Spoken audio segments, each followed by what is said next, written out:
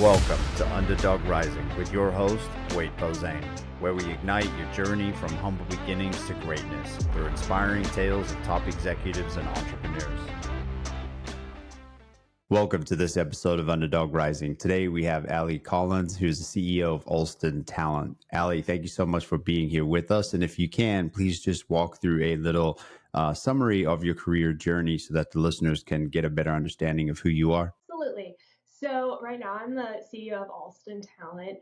But before then, when I first graduated from school, I actually started out doing marketing for recruiting agencies. So I realized very quickly that I enjoyed, or recruiters were having a lot more fun than I was.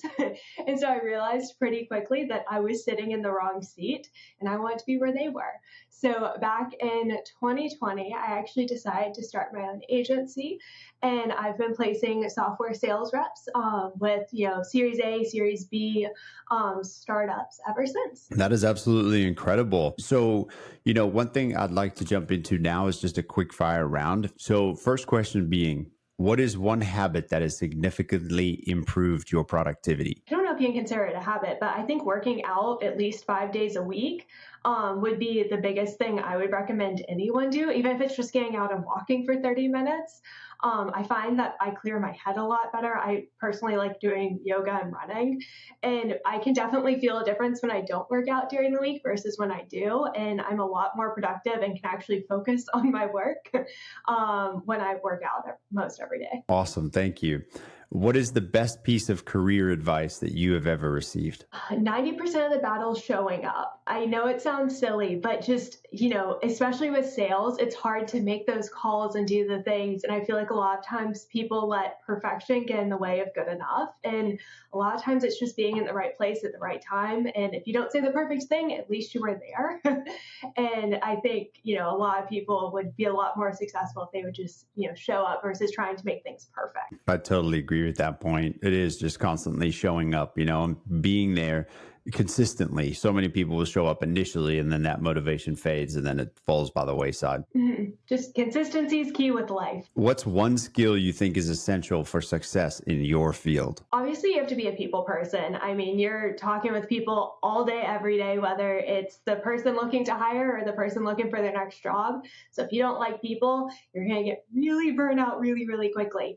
And I think just having grit too. So just, if you're selling software or a widget, you're going to, you have a product that you're selling. With recruiting, you're working with people. So you have to be able to kind of roll with the punches because, one day someone could be wanting to leave their job immediately. And then by the end of the week, they've gotten a raise and their boss has told them how wonderful they are and that they want to retire at the company because it's so wonderful. And so it's being able to, roll with those punches of, okay, now we have to change directions. We have to go find someone new. You're a talented individual. That's very impressive. What is one piece of advice that you would give your younger self? You don't have to have everything figured out when you graduate school.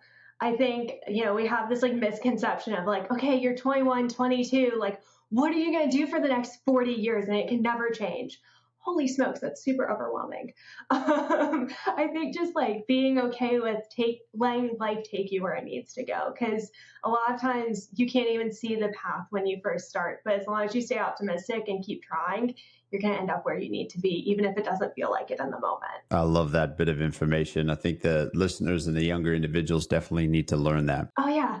Because you're just drilled in of you have to have your life figured out now. And it's oh my gosh, that's way too much for anybody. You see people in their 40s and 50s having career changes. So it's unrealistic to think a 21-year-old is going to know exactly what they're going to do for the rest of their life. And that's where I think, spending time deciding on what your major is going to be is also can be a challenge because you're making such a big decision so early on in life that it can be really challenging, to commit to that. What is your favorite quote? I love Brene Brown. So it probably has to be a Brene Brown quote that's let go of who you think you're supposed to be and embrace who you are.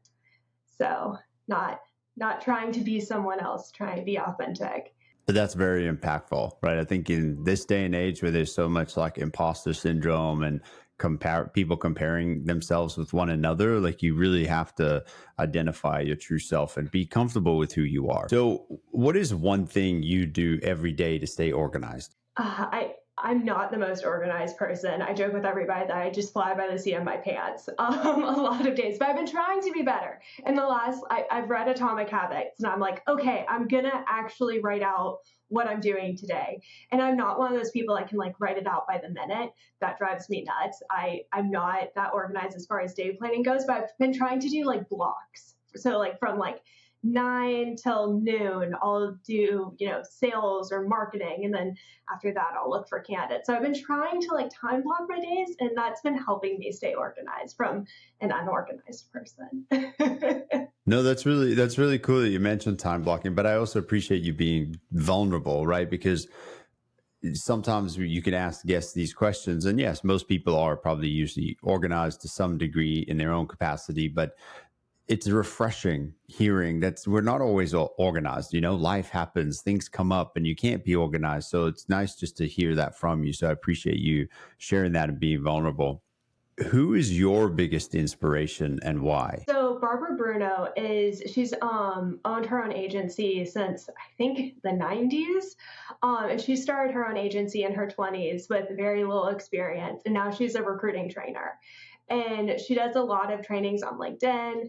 And I actually did her top producer tutor training a couple of years ago. And she like does like live coaching where like you can ask her questions. And she is the most like optimistic, spunky woman you will ever meet. And I always joke, I'm like, I want to grow up to be like her because she has a super successful business and like she makes it look easy. So I guess that would be like my biggest career inspiration. That's awesome. Thank you so much for sharing that. What's the most rewarding part of your job? I get to change people's lives. I mean, that's stinking cool. Changing jobs is so stressful and makes such a big impact on people's lives. I mean, that's one of the biggest impacts was it like marriage, divorce, death in the family, moving jobs. I think those are some of the biggest impacts or biggest changes in someone's life. So I get to kind of hold people's hands and make it feel less scary and give them all the information they need to make the best decision that they can for themselves and their families. So it's really cool and kind of an honor. I agree with that. I think it's very exceptional, and especially I feel like it's an industry we're so heavily involved in on a day-to-day basis because everybody works, everybody, majority of people have jobs, but there's not much of an insight into how that job application process truly works, so it's always amazing to. Oh, it's so broken the way we hire. Right. It's amazing to have people like you that we can all turn to, obviously specifically in your niche, but turn to for that advice and guidance over time because it can get overwhelming. So then a interesting, fun question I want to ask, and I'm sure you've probably heard it before, but it's an interesting question. If you could have dinner with any historical figure, who would it be and why? Oh my gosh, that's a really hard one. There are so many people. Again, I'm a people person. I love talking to people. But I feel like we're on like a Brene Brown theme. Is she a historical figure? I guess you don't read about her in history books, but I feel like she's done a lot of important work of, helping people be more authentic and more themselves. And I feel like that's really important in life to lead a truly happy, fulfilled life. Definitely. And then this will probably tie into it and we can stay on the Brene Brown track as well. But is there a favorite book of yours?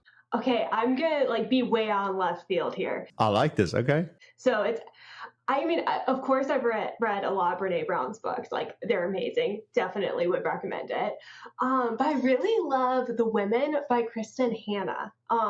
It's really good. It's a fictional, like historic fictional book about a nurse in the Vietnam War and like her journey through that. Really, really good book. Yeah, now you piqued my interest because I think it's, there's so many stories that can be told through those types of books and lessons that can be learned that, highly recommend that everybody goes out and reads that because there's so much that one can learn from all of those struggles and, how to overcome certain situations. That's very fascinating. It just like highlights like how much women have been a part of history, but not necessarily seen. It's fantastic. Hell, absolutely. Yeah, there has been, and I mean, you see that even still now today to some degree, and it's sad. Like I know there's a push towards equality and all that, but there are still slight differences, and it's just really sad to see, even back then how there wasn't that equality because I feel like there is such a harmony between when you bring man and woman together, even mentally. So many more profound things I feel can happen over time. Absolutely. So then, sort of just to shift into the main episode of questions, I'd like to dive into when you were in college, right? What motivated you to switch from psychology to marketing during college? Because so many folks will go through a shift like that, and then has that helped you with your recruiting at all? Yeah, so I started out as a psych major for the first like year and a half or so. And then I started talking to people like within the industry, and I realized that that might not be the best fit for me and my personality. And so I switched to business, just being like, I don't know, this makes sense. And I didn't really see the path from there, but I was like, everybody's a business major. Marketing seems like something I would be good at. But I realized after I got into recruiting that everything I wanted in psych, I wanted to be able to help people better their lives. I wanted to be that guiding light in a way. And I'm doing that in my current job, which is really cool. I wanted to help people and I'm getting to help people in my current job. So I guess that's it all worked out in the end and I'm getting to do what I set out to do. That is really amazing. But during those times, like, were you nervous to like make a decision, whether you should sort of go that route and do psychology or go to marketing? Were you kind of nervous about the future? Like, how did that feel? Oh my gosh, I don't think you'd be an 18 or 19-year-old if you weren't like stressing every day about what your life was going to look like because everything feels so catastrophic because you haven't lived enough life to know that everything's going to work out. And so, yeah, I mean, I went back and forth a million times being like, I made a horrible decision. I hate accounting. And I still hate accounting running my own business, but it's not as bad as the classes were. And, yeah, of course there's a lot of anxiety, but I think I ended up choosing the right degree in the end.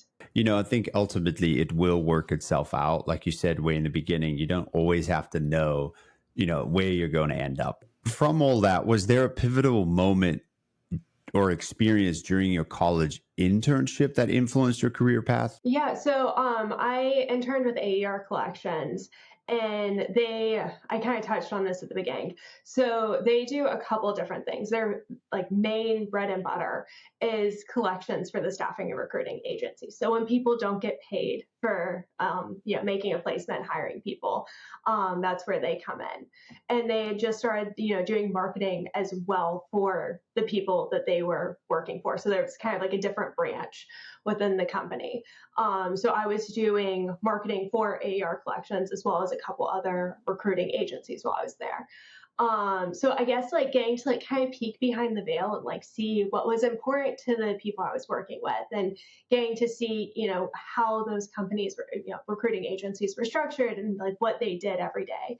I think obviously, pushed me towards recruiting. So I was like, wow, that's so cool. I was like, people seriously get paid to do this? This is awesome. No, I like that. I think it's amazing that you were able to apply yourself, firstly to get an internship, which could help boost your career in itself, but then also kind of falling not on purpose, maybe, but maybe you could touch on that, whether, you specifically targeted AER collection because they were in sort of recruiting and hiring, or if it was just, oh, because it's a marketing role. And then that kind of molded the rest of your career journey. Yeah, so actually it's my dad's company. So that's how and my sisters work there and so it was like that was just kind of the path. Once I picked business over psychology, it was like, okay, I'm gonna work for my dad's company. And that was, I had life figured out. Like I knew what I was gonna do when I was 20. Like I knew what the next 4 years were gonna look like. Everything was fine. Only the confidence that a 20-year-old can have. And so I worked, I did a summer internship there. And like, again, I knew exactly what I wanted to do. And then once I started working there full time, I was like, I love it. I love getting to work with my family, but this isn't this. I don't wake up excited in the mornings. And I want to wake up excited to do what I do. And so that kind of led me to see what else is out there. And so November of 2019, I was like, I'm gonna go, work for another company so that way I'm not always working for my family business and like go and spread my wings. Which November of 2019, pretty wild time to start a new career because next year the world shut down. So I don't even have this company on my resume because I only worked there for less than 6 months. And so spring of 2020 hit and I lost my job. My husband and I had just bought a house and I was like, what do we do now? Like, and there was not a surplus of recruiting roles at this point. There was, not much. So I was like, I don't know what to do. And actually I called my dad and I was like, what comes next? Like, what do I do? And he actually recommended that, why don't you go make your own job? And I laughed at him and told him that was stupid because I had little experience. And I was like, there's no way. No, no, no. And then I slept on it. And I was like, there's nothing to lose. I mean, it's pretty easy to file with the government and start your own business. So I was like, okay, I'll give it a shot. What do I have to lose? And that was, I feel like most people that start their own business are like, have this like crazy heroic story where they know that that's what they always wanted to do. And that was not me. I did it because there were really no other jobs out there. And again, the universe has a funny way of pushing you where you need to be. And it was the biggest gift I could have been given because I started calling and I got clients and I was like, oh my gosh, this might actually work. And it, one thing led to another. And now we're almost 4 years into it. October will be the 4-year anniversary of it. And it worked out. So yeah, I was kind of an accidental entrepreneur. Congratulations. But I mean, it's also fascinating to see and hear that, sometimes things are just out of your control, right? Initially, when you might lose a job or, the economy might go upside down for some kind of reason, but then you can need to look at your various different options. And sometimes that option is stepping outside of your comfort zone, creating a company or a business and just going for it, because then you're truly and solely relying on yourself. And I think if you're that type of person that has that motivation to keep pushing and that discipline to keep doing work day in and day out, like you will see success. And it might take a little bit of time, but it'll come your way. Yeah, I mean, absolutely. Where it's like, good news is I'm my own boss. Bad news is I'm my own boss. Like that's good and bad. It can be really scary, especially when you're not exactly sure what the steps to success are. Being able to, I mean, I had no idea. I knew nothing about software sales when I first started. So like I would be cold calling people and they would start telling me about a role they were looking to fill. And like software is all about like acronyms, like SDR, BDR, SMB, just like all the acronyms. And I had no idea what they were saying. So I would be writing down like all these acronyms. I'd be like, oh, absolutely, I can help you with that. And then I would go and Google what everything was. And luckily now I've learned the acronyms. But that's how I got started, was just like in like listening to podcasts. Oh my gosh, podcasts were a huge help. 30 Minutes to President's Club, amazing sales podcast. So I just started listening to it, the way they talked and like the way, like the keywords, I guess you could say, that they used.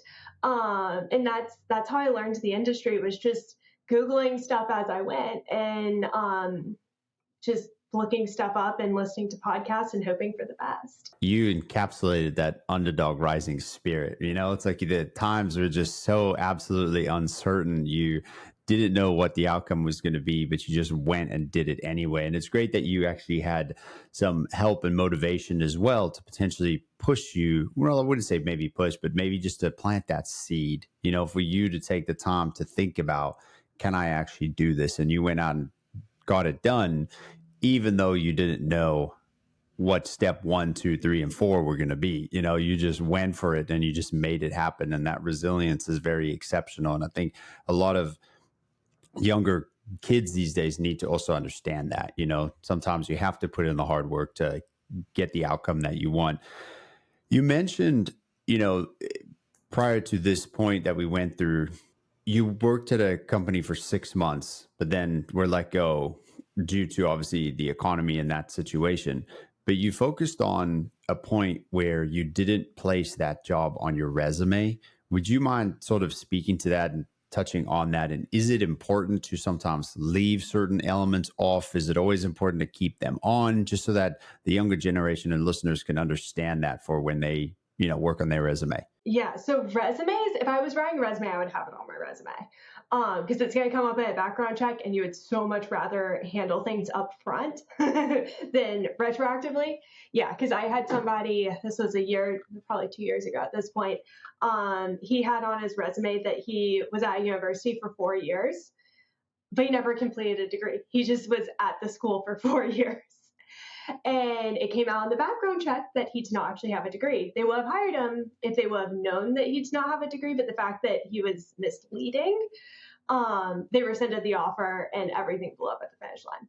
So I would say, as far as putting things on your resume, absolutely put jobs on there, especially if there's something like, what happened in 2020 to kind of explain what happened. But either way, I put it on your resume. I don't put it on my LinkedIn because, again, I'm not looking for a job and it was pretty short. But I feel like resumes are a bit different in that. And being forthcoming usually gets you a lot further because people have a lot more grace when you explain things up front, again, versus having to backtrack and be like, oh, well, it's not exactly like that. I think a lot of folks out there don't know that, and they will certain kind of at times do certain things, and it's like, okay, just be honest, be upfront, and just lay the foundation correctly because you are being interviewed for that position, right? And you don't want any misconceptions of who you are or what you do out there in the world. And then back to the internship at AER Collection, was it beneficial to intern there all through college instead of like waiting until the last years to start doing interning? Yeah, I feel like it was helpful. Again, like you learn a lot. And so, I got to understand the industry more in depth because I started earlier. So, there was a lot more space to learn. There are so many lessons that can be learned, but if you're sort of cramming them into the last year of college, I think there's also a lot of experience that can be pulled from multiple internships while you're in college that you can then use on your resume to bolster it up when you're starting to look for your entry position in the corporate world. So what were some key lessons that you learned early on in your career roles? I guess, again, just showing up is most of the battle. So, if you just show up and try your stinking hardest, that's going to get you pretty far in life. It doesn't have to be perfect, but you're going to learn while you're trying. And so I think just having that grit and resilience, just to be like, yesterday was a hard day, but today's going to be better. And just having that like chronic optimism that things are going to get better.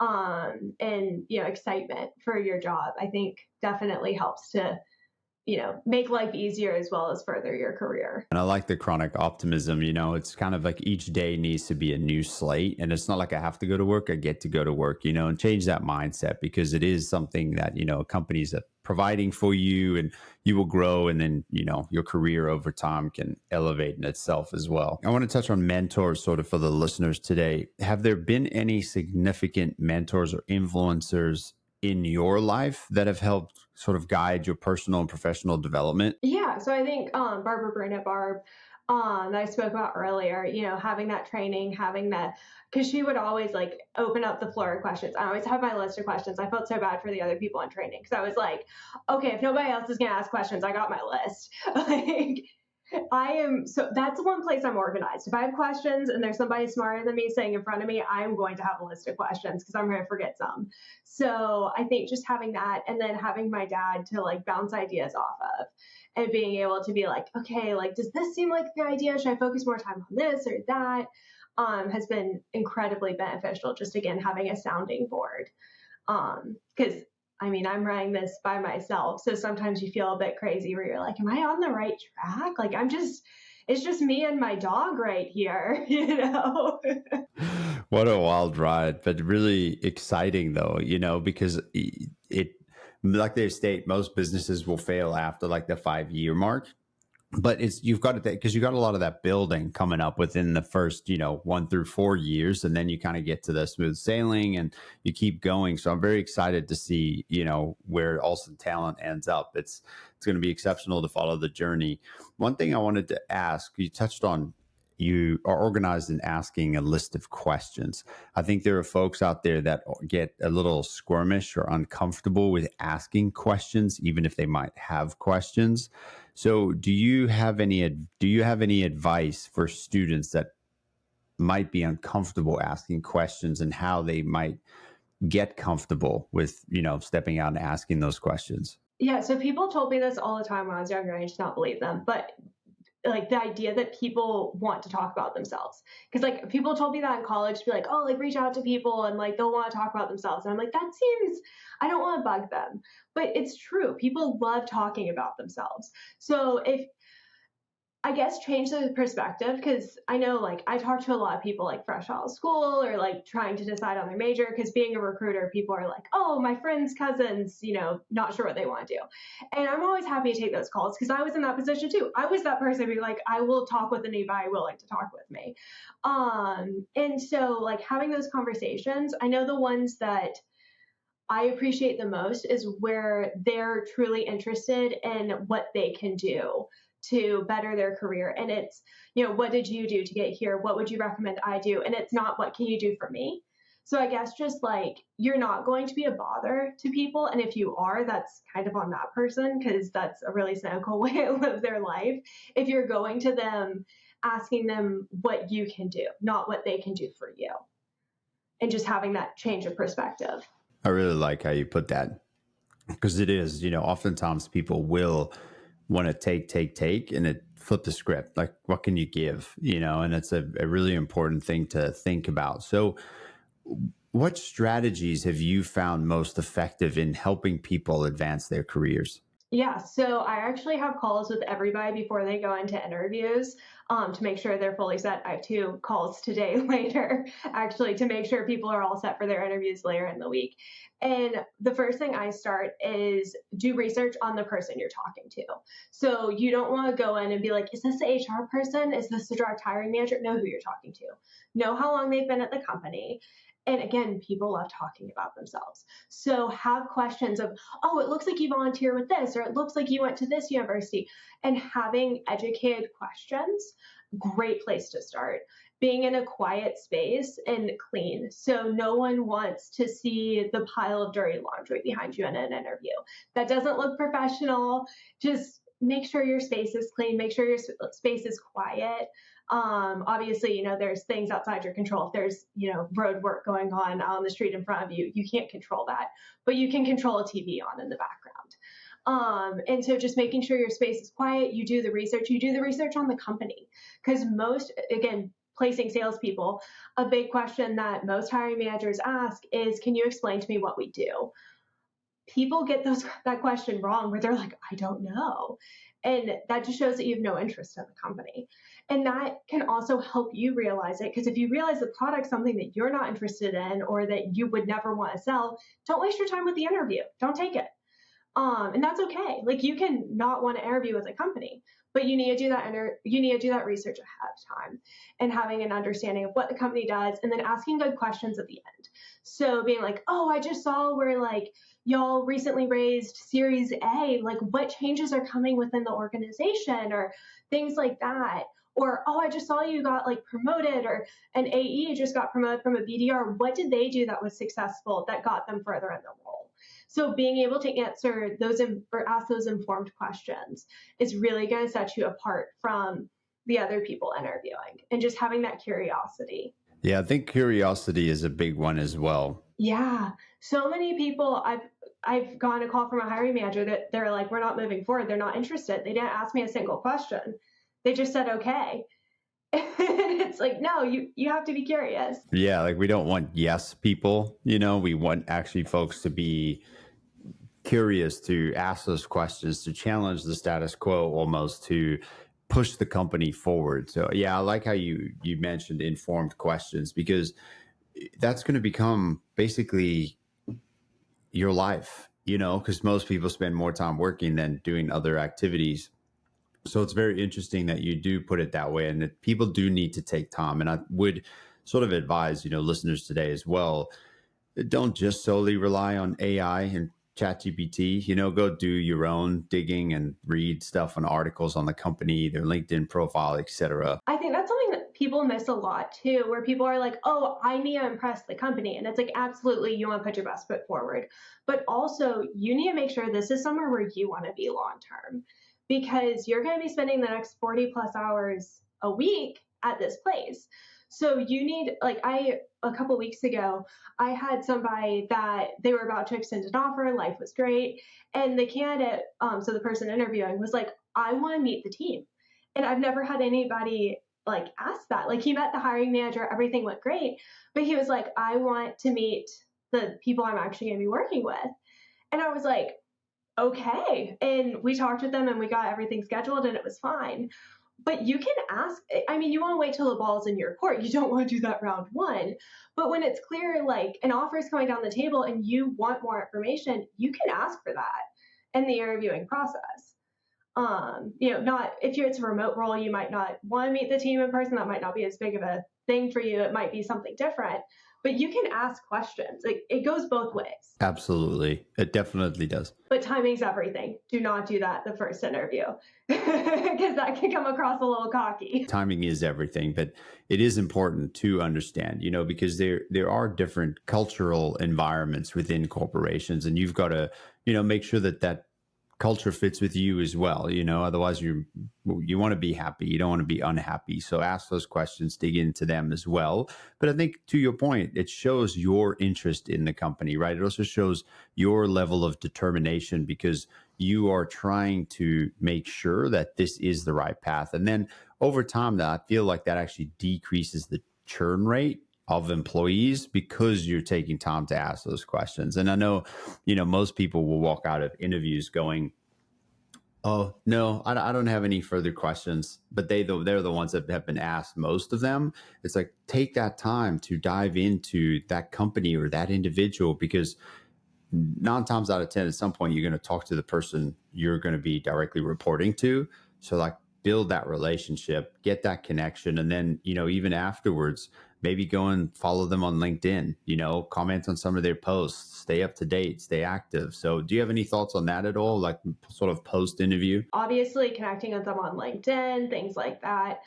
Great place to start. If they have a good article that you saw, commenting. I love, social selling, that kind of thing, but also writing a thank you email. I know it sounds like really old school, but it does not have to be an essay on why they're the best company ever. It can be incredibly simple. The formula I give everyone is thanking them for their time. Hi, Joe, thank you for your time today. I enjoyed talking about XYZ. So if you guys connected on something personal, you can put that in there. If you talked about the growth within the organization that interests you, whatever stood out to you in the interview, highlight it. I enjoyed talking about XYZ. I look forward to next steps. Please let me know if I can provide any additional information. And this is kind of controversial. I know it depends on the role, but I play salespeople. So I always recommend selling the next meeting in a way. So being like, do you have any reason that you see why excuse me, I'm a little tongue-tied there, but do you have a reason that we might not be a good fit moving forward? Or do you see a reason why we would not have a second interview? Or, what are next steps looking like if you don't want to be quite that aggressive? Because again, it's sales and you always want to be closing the next meeting in sales. And if you can't do that with yourself, you're not going to be able to do it with the product. And so showing that level of engagement can be really, really helpful as well. You do need to take the extra step. Once you sign off, if it's not in person, it's online, you sign off, and then, you don't take that extra time to follow up, especially to your point. If it's specifically for sales, why would I hire you? Yeah. If you can't sell yourself, you're done. Yeah. And then even the same thing, like you flipped into marketing as well. The same thing can be said there. Like, if you're not marketing yourself, Like, why would I want to hire you either? It's just show that sort of that level of courage, because you do have to sort of be bullish, specifically in sales, to go out and get what you want, and there's a difference between obviously hunter and farmer, but I think that messaging can kind of be adjusted slightly to your point. But I like the thank you note portion of that, because it is a little bit more personal. And I've received a few over my time as well, and it's more impactful. That person tends to stay more top of mind. Well, you see their name again. So when you're looking through resumes, being like, who's going to make it to the next round? Because especially right now in software, it's a pretty competitive market. There are a lot more people looking than jobs. And so being able to just be that extra cut buck, seriously, it takes 5 minutes, but you took the extra 5 minutes out of your day, and it feels personal because you highlighted what you liked about the company or the person you talked to. And so it just shows, again, that you're willing to take that extra little, just half step, and it keeps you top of mind. And that's been the difference in people getting offers and not. Because I've had hiring managers call me up and be like, it was a coin toss between these two people. She wrote the thank you note. She's getting the job. Wow. It can be that impactful, especially when it's like, again, a coin toss. Would you recommend more of like a phased approach instead of, say, right after the interview, somebody goes and sends a thank you note, but then they also go and add them on LinkedIn? Should somebody maybe space like a day or two between both so that that person gets reminded multiple times, or is it just go for it? I don't feel like there's any harm, especially if it's just like a connection request. I wouldn't immediately email them, connect with them, and then send them a message on LinkedIn, because you want to be persistent. You don't want to be a stalker. Right. Don't be too overwhelming. You don't want to come on too strong. You want to be persistent.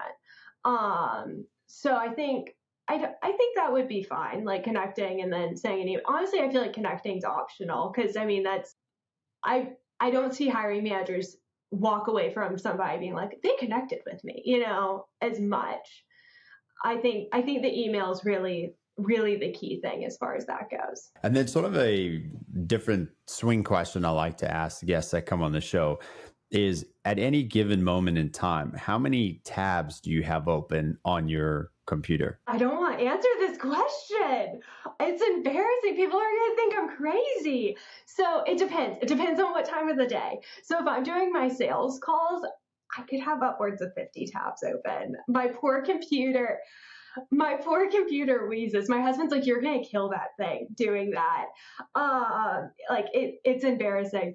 But for me, especially if I'm looking on LinkedIn, I have everybody's profiles open, and I need to go through them and see if they're a good fit. And then what are some tools, apps, or plugins that you currently use on a day-to-day basis that increase your productivity or streamline the things that you do within your industry? So Lucia is huge for me as far as finding phone numbers, because I call people all day, every day. That's how I find most of my clients, is just calling them. So Lucia, huge. I use LinkedIn Sales Nav to find people. That's been incredibly helpful. It's pretty much half my days spent calling, and then the other half's on LinkedIn. And then of course, I have a CRM to track all my people. I use Zoho. Another question I'd like to ask is, what are some common misconceptions about the recruiting industry? Recruiters get a really bad rep. Everybody thinks that we just don't care and we just ghost. But I promise, if you're working with a good recruiter, they are rooting for you and so much more excited for you than you know. And they're putting so much more work in the back end than is what's seen. Because I know a lot of times people are like, oh, recruiters don't care. As soon as they get bad news, they just ghost you. And it's like, no, I've been emailing this hiring manager for the last 3 weeks every day to try to get you feedback. I promise I care. And I try really hard, even if I don't have an update, to be like, there's no update, but I'm trying. Because I know how frustrating it can feel to just, have that interview and then feel like your information just went into a void. And just setting clear expectations. But I promise recruiters care no matter what people say on LinkedIn. Because if you go on LinkedIn, some people have very mean opinions about us. But over communication always helps, but also not even just from the recruiter. It's people also have to understand recruiters are doing recruiting because they love and enjoy helping people, get what they ultimately want. So, yeah, I think that is a very big misconception, but over communication definitely helps. And sometimes I feel like it's not even on the recruiter's shoulders, it's the person they're trying to ask information or get information from that is not responding because they have busy lives. And they're like, okay, well, I don't have 5 minutes to spend on this. But then it falls back on you all versus, the person who's doing the interview in a sense. And yeah, sometimes I feel like it just takes interviewing multiple times, to identify what worked and what didn't work within yourself. Sometimes you don't need feedback from others. I completely agree. Like one of my really good friends went in for an interview and she was like, I'm not sure. Like I'm kind of on the fence. And like if you're on the fence about a job, always take the interview. Because like I mean, if you're sure that like this is not going to work for you, like yeah, don't take it. But if you're on the fence, you might learn something that changes your mind. And if nothing else, it's good practice. Because everybody gets nervous before an interview. Like you want to be human if you do not get like a little jittery. And having more interviews, you get more confident. You learn like, oh, I didn't like the way that answer came out. Like I answered it, but I should polish that up.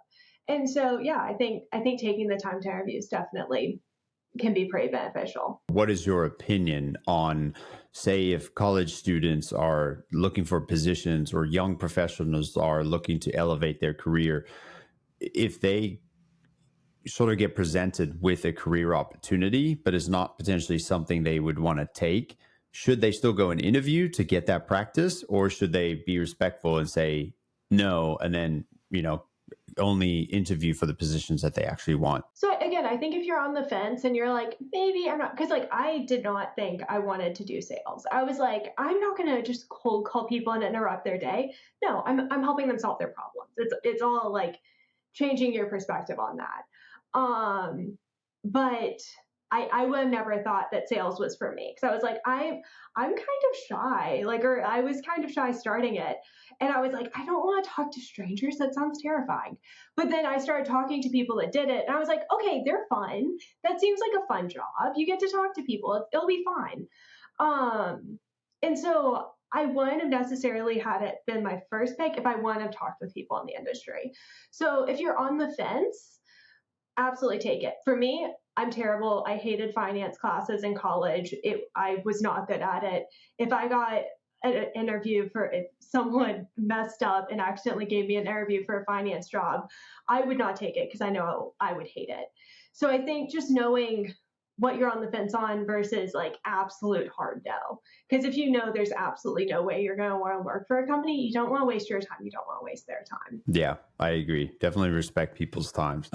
What advice would you give college students who are unsure about their career path? Just try what you think you would enjoy and give it a true shot. So, like, if the first 2 weeks are hard, try giving it another 2 weeks. Because I know sometimes the ramp period cannot be what the real job is, and it can feel overwhelming and scary. And so, give it a shot, but also don't be afraid to try something and it not work. Because I started in marketing and I was like, I can't do this for the next 40 years. I don't want to just sit behind a computer and not talk to people. I mean, like I had like team meetings, but it wasn't enough interaction. I spent most of my day just like silent. And I didn't like that. And so I think just being willing to try and just talking to people of like, okay, what did you do? Like what's your job? And being curious. And that's how you're gonna learn, is just asking people. Yeah, it's so brilliant because you are correct. And that's the time to do it, because as I feel like as you get older and you keep growing in your career, you become more solidified, right? And that's the trajectory and the path you're going to go down. Not always. Some people do make some changes later in their career, but yeah, it's always good to test and try things out. And then, do you have any recommendations or tips or tricks for college students, going out into the corporate career world on what they could potentially do for their resume to help them stand out at all? So what I look for is like good data points. So if you have a good GPA, put that on there. If you don't have a good GPA, maybe leave that off. and have that information. And again, with sales, I have like quota attainment and, what your ranking on the team is. So I would have, as far as like college students go, like, were you involved with different things? Did you work on the philanthropy with your sorority? Did you hold a leadership role in one of your clubs? Because the biggest concern I hear hiring managers have hiring somebody out of school is, are they going to have the work ethic to make it in the real world? And so that's the biggest fear I hear is, are they going to think that they can show up for 3 hours and then be done? Which, like, that's not a knock on college students. Like, most college students are not like that, but that can be a hard adjustment for some. And so if you can show that you went above and beyond, that can be really helpful. And, if you're looking to get into sales, finding a recruiter can help. But also reaching out to like hiring managers. So like, if I was talking to a college student that was like, I want to get into software sales so bad, look into like BDR, SDR roles. Those are like the entry level roles. People with a couple of years experience also hold those titles, but that's usually what people start as. And like, go and try to find like the BDR, SDR, or VP of sales within that organization and connect with them on LinkedIn. Most people don't do that. And then send them a message. You can even send them a video message. Just like, take your iPhone out, do a record. People will freak out if you do this and go above and beyond in this way, because most people don't. So if you're a college kid wanting to break into software sales, that's what I would do tomorrow, is go and connect with the people, and then just take your iPhone out or whatever phone you have, do a recording, say why you think you'd be a good fit for the role, and hit send. Yes, I agree. It's taking that initiative once again, right, in sales, putting yourself out there, taking the chance, because that saying still goes even in the corporate world. The bigger the risk, the bigger the reward, and that's being vulnerable, putting yourself out there. And video is impactful because it's a lot quicker to consume that type of content versus now I got to read this, 500 character message that somebody sent me. Sometimes it can be a little bit, it can take a lot of time out of someone's day. Yeah, video is a huge part of my sales process. I do little 30-second videos to people on LinkedIn to just be like, hey, and I pretty much go through the same exact thing that I would do in a like voicemail, but people are intrigued because they're like, oh, I don't get a lot of videos, or even like LinkedIn messages or or voice messages can be very helpful too. That's cool. I like those tips and tricks though. Yeah. I think video, so you mentioned video is the way to go this day and age, especially with social platforms like YouTube, TikTok, etc. The video is just more, it's easier to consume for folks and it takes them less time out of their day. So, Ali, as we sort of round out here, what are your future goals for Alston Talent? Obviously, I want to change more people's lives. I want to help more people, find their next role. So I would say just, making more placements, making a bigger impact. And yeah, that's pretty much where I'm wanting to go, is just do more of what I'm already doing, because I'm pretty happy with where I'm at. I love that. I think that's really great. And it's a true testament to you putting in that time over these past couple of years to really, set your foundation and get your business to where it is today. And if anybody's interested in connecting with you or reaching out to you, how can they go about doing so? So you can definitely reach out to me on LinkedIn. I spend my whole entire life on there. That's one of my 50 tabs is LinkedIn usually. So definitely feel free to connect with me there. I don't think my last name's up on this screen, but it's Collings. And yeah, just feel free to connect with me, and I'm happy to chat more. Okay. Thank you, Ali. I appreciate it. It's been absolutely wonderful talking to you today and walking through all of these questions. And I appreciate you sharing your words of wisdom and just your career advice with everybody today. Thank you so much for having me. It was wonderful speaking with you.